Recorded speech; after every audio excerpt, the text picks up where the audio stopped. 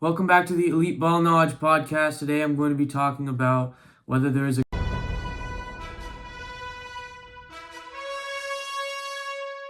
and I'll be debunking all of these theories, all of these talks from experts, and I'll be explaining why Brock Purdy should start and why there isn't really a quarterback controversy. And I'll answer the question, and let's get into it.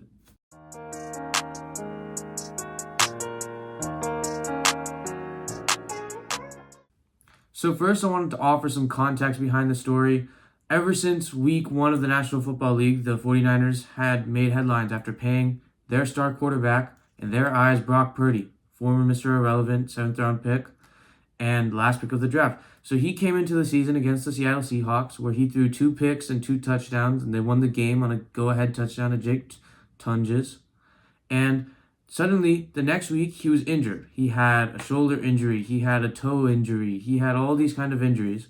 So they had to be forced to bring in Mac Jones, someone who Kyle Shanahan wanted to draft in the pre-draft process back in 21 when they eventually took Trey Lance, and who they signed to a 2-year, $7 million deal.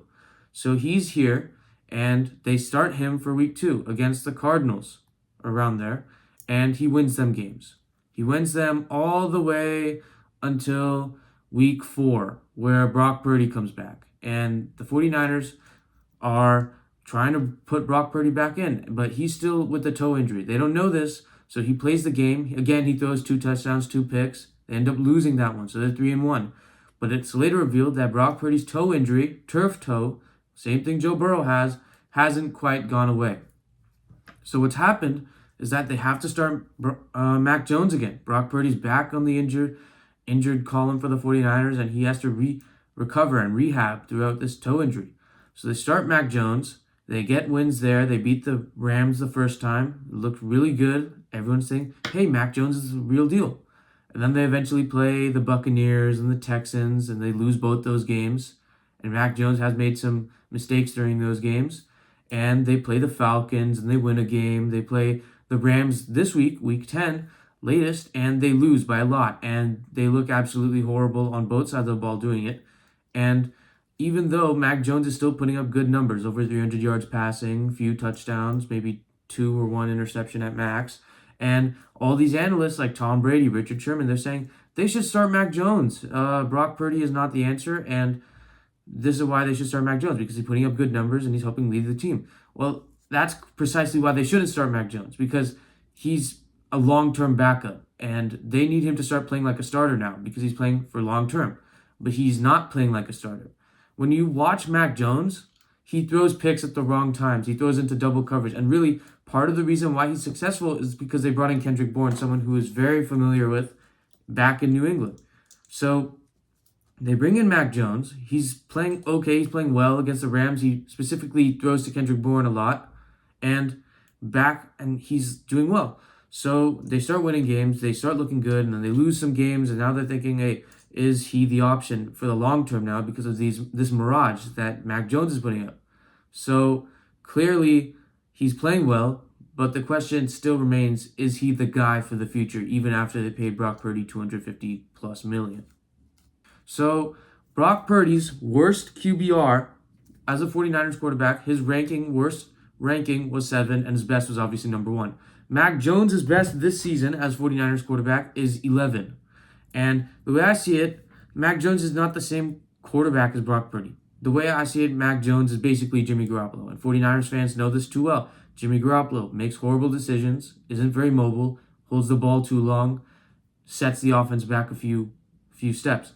And when you watch Mac Jones and you watch Jimmy Garoppolo, they play, to me, what I've seen, the exact same. They'll drop back, take a few steps back, pretty deep drop. They'll hold the ball too long, and then they'll either throw a check down or they'll throw a pass.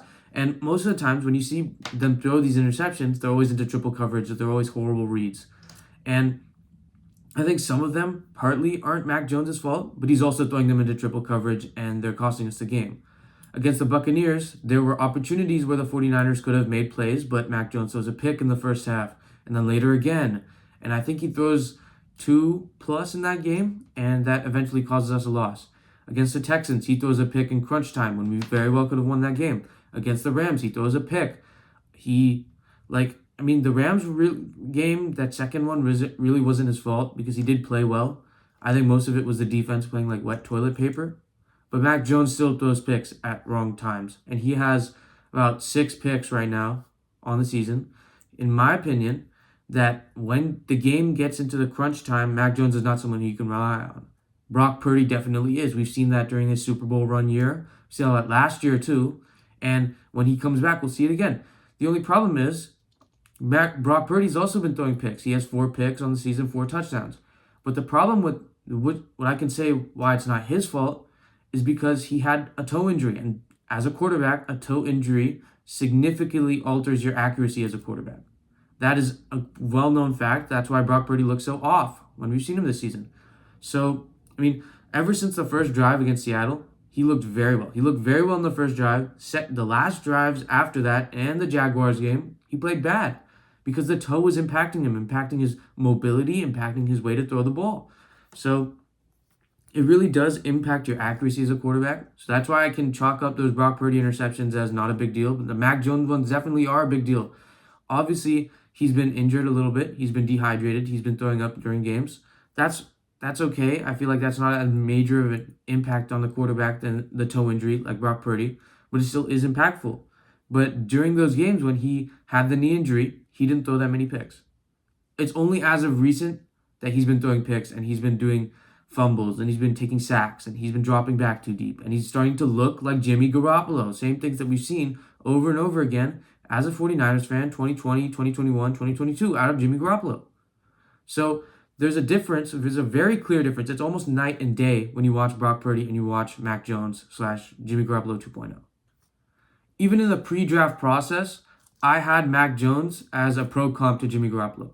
When back in 2021, I wasn't really as much of a ball knower, but as much as I could watch the film, I could pretty much tell, and as much articles I did, I said Trey Lance would be more of a Josh Allen mobile type quarterback. I never said he was going to be Josh Allen, but he would have that similar kind of running ability and play style and build as Josh Allen. Obviously, that didn't really pan out, but nothing you could do about that. But Mac Jones, I said he was going to be more of a Jimmy Garoppolo type quarterback. And I said if the 49ers drafted him at number 3, which there was a lot of speculation about, we would just be stuck in the same purgatory with another type Jimmy Garoppolo quarterback. And I don't think we would have done well. Even though Kyle Shanahan wanted him, that's because the offense at the time was built around Jimmy Garoppolo. And they wanted to go more modern with Trey Lance. More now, who is the face of the league? A mobile quarterback, right? Lamar Jackson, Josh Allen, Patrick Mahomes. And even then, he's kind of the opposite of Brock Purdy in some way because he can't really run around. Whenever it's a third down or a first, and you need to run for the ball when the play scrambles and breaks down and you need to scramble, Mac Jones just looks unnatural when he's running. He looks like Jimmy Garoppolo when he's running. And again, it draws back the parallels. Picks at the wrong time, drops back, takes unnecessary sacks, can't run for first downs. That's another reason. But when you see Brock Purdy run for first downs, he looks like an improviser. He looks like a scrambler when he's doing it. That's a different level to the offense that Shanahan is used to now. And another point I'll bring up is that back in 2022, Brock Purdy's first year in the league, when he comes in against the Dolphins after Garoppolo breaks his foot, it's night and day. Like, Garoppolo was playing there. They only got a field goal. Next drive, they put in Purdy. They get a touchdown. And it's different in the way that you see them play, too, because Purdy will sell the play action, then he'll throw off platform. He'll run for the ball. He'll take these hits, and he'll scramble for touchdowns. I think it's completely different, especially when Brock Purdy is given the type of resources that he can produce with. Same with Mac Jones. But Mac Jones, to me, is just too similar to PTSD from Garoppolo for me to recognize that he's playing well, because I know that he's eventually going to throw a pick and sell the game. Like, he's done this before. He did this last week. He did it against the Texans, and he did this against the Buccaneers, where he'll throw picks. The Buccaneers game was okay. These games are okay because I feel like he stat pads it, but once again, they're very different quarterbacks. If Brock Purdy would have played those games, we would have only lost by 1 score. If we had lost, the only game I see us losing against is the Texans game, because Brock Purdy can produce. I think he could have easily beat the Buccaneers, who had previously given up a whole bunch to the Seahawks that previous week. So we go in, we beat their previously battered defense, pass defense. That's fine. Rams defense, I don't think that they didn't get many pressures on Mac Jones. So I think that we would have easily been able to stay in the game with them if we had Brock Purdy. We wouldn't have thrown too many picks. We would have gone the offense going with runs on third downs, and we wouldn't have to have played it safe. So obviously, I think injuries comes to be a factor again in the surrounding of the quarterbacks, but I do think that there is a very clear night and day difference between Brock Purdy and Mac Jones, especially when you watch them play and compare who their comparisons are to each other, especially on the football field and in the pre-draft process as well, when you just watch the film and scout them. The way I see it, we repeated history. We're back to 2021, back to 22. The 49ers have gotten their Jimmy Garoppolo again, and there's a very clear difference between how they were in 2023. One of the best teams to never win a Super Bowl, in my opinion, Brock Purdy, was the guy that season. So the fan base, the NFL is a fast-changing league, but the fact that they're willing to switch up on a guy who not only took them to a Super Bowl 2 years ago, he was in MVP conversations, not particularly high in them, but he was still ranked in there, and he was still there. He took them to a Super Bowl. Like it or not, Brock Purdy controlled many of those games that got them to there. Against the Lions, he took control of that game. Against the Buccaneers that year, I believe they played the Buccaneers. I don't remember exactly. Against the Steelers, against the Jaguars, he stood in the pocket, took his punishment, and controlled the game, threw long touchdowns.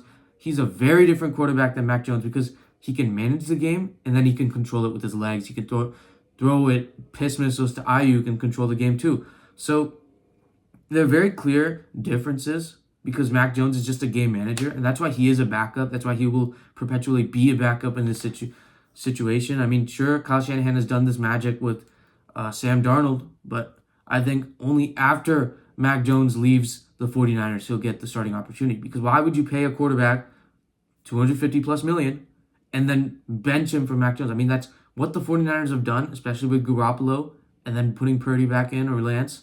But you can't do that again because especially Purdy took you to a Super Bowl. And this was completely different than the 2019 era when Garoppolo took them to a Super Bowl because that was mainly the defense of the gold rush. Garoppolo was pandered in that offense. When Purdy was really a catalyst in the 23 offense where he spread the ball around and he not carried them, but he brought them to a Super Bowl. And he was a very heavy lifter. With Garoppolo back then, you could put in any quarterback instead of Garoppolo. You could put Brock Purdy back in that team, and they probably would have won the Super Bowl. Emmanuel Sanders, rookie Deebo Samuel, just George Kittle in one of his primes. I mean, he keeps elevating each year. And behind that defense, both of those teams should have won it. But I think with a quarterback like Brock Purdy, we definitely had a better chance in beating that Chiefs team in both of those years than we did if we had someone like Mac Jones. So it's very clear there's a difference. There isn't really a conversation at all. You could say Mac Jones is playing well. Oh yeah, Mac Jones, he's playing very well for what situation he's in. They have one of the easiest schedules in the league this year. It's not that hard for another quarterback to come in and do the same thing. Adrian Martinez, I feel like if he's a pocket passer, he'll do the same thing. I'm glad that Adrian Martinez is not in there because Mac Jones is doing a very good job. That's what I'm saying. He's just not doing a starter caliber job. Everyone's saying that he should be the starter. He's not the starter.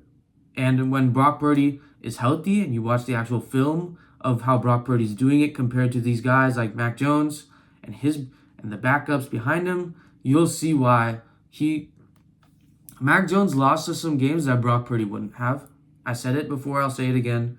There's a very clear difference between starter and backup, and that's all Mac Jones is right now. He's a long-term backup.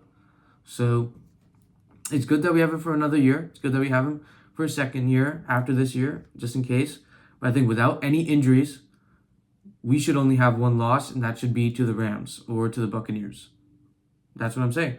Because Brock Purdy, when he's healthy, is such a good quarterback. Not the best quarterback in the league, not a top 5 anymore, but he is definitely in the top 15, top tier of quarterbacks in the league.